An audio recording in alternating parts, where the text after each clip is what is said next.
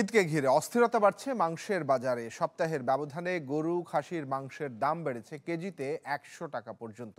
পাল্লা দিয়ে বেড়েছে সব ধরনের মুরগি এবং মাছের দাম। তবে দাম অপরিবর্তিত থাকে কিছুটা স্বস্তি ডিমের বাজারে। ঈদ ঘনিয়ে আসায় এই সময়ে চাহিদা বাড়ে গরু ও খাসির মাংসের। কেননা প্রায় সব শ্রেণী পেশার মানুষ চেষ্টা করেন উৎসব ঘিরে কিছুটা ভালো মন্দ খাওয়ার। কিন্তু সপ্তাহের ব্যবধানে দাম বেড়ে যাওয়ায় ঘুরে ফিরে ভুগতে হচ্ছে সেই সীমিত আয়ের মানুষকেই।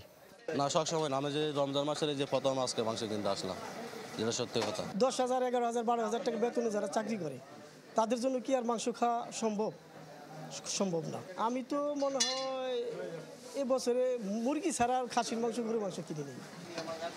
রাজধানীতে সপ্তাহ ব্যবধানে গরুর মাংসের দাম কেজিতে ৫০ টাকা পর্যন্ত বেড়ে বিক্রি হচ্ছে ৮০০ টাকায়, আর খাসির মাংসের কেজি উঠেছে ১২০০ টাকায়।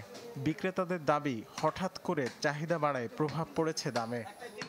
বিশ্বমানের থার্মিক্স রড, সালাম স্টিল থার্মিক্স, দেশের একমাত্র থার্মিক্স রড।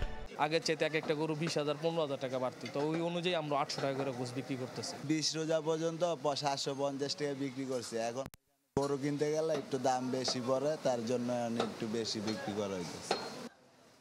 গরু খাসি ছাড়াও এক সপ্তাহে কেজিতে ৪০ টাকা পর্যন্ত বেড়েছে ব্রয়লার মুরগির দাম। একই অবস্থা সোনালী লেয়ার সহ অন্য সব মুরগির দামেও। বিক্রেতারা বলছেন, সরবরাহ সংকট না থাকলেও নানা অজুহাতে চাঁদাবাজির কারণে প্রভাব পড়ছে বাজারে। মুরগি আছে কিন্তু দাম বেশি, ওরা তো ওটা কারসাজি করে রাখছে এই দামে একদম। আবার ওখানে চাঁদা দিতে হয়, ৬০ টাকা করে চাঁদা নেয়। রোজার মাসে মুরগি ছিল ১৮০-৯০ টাকা, এখন ২২০ টাকা। আসলে অনেকের জন্য কিনে এটা খুব কষ্টকর হচ্ছে আর কি, একটু দাম কম হলে ভালো হইতো। আমরা খাবো এতটুকু, আমার দরকার এতটুকু, এই জন্য আমি কিনে ফেলতেছি, ওরা পাচ্ছে না। তবে রোজার শুরু থেকেই স্বস্তি ডিমের বাজারে। বেশ কিছুদিন ধরে যা বিক্রি হচ্ছে প্রতি ডজন ১২০ টাকায়।